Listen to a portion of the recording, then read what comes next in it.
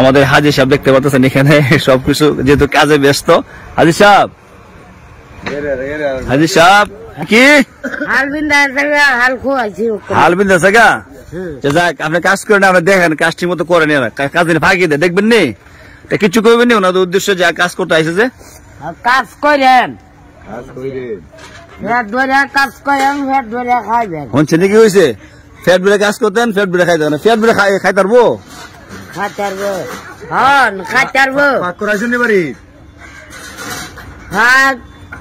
একটা মুরগা আন্না দিলাম আর একটা বিরিয়ানি আন্না দিলাম শেষ খাই লাগবে।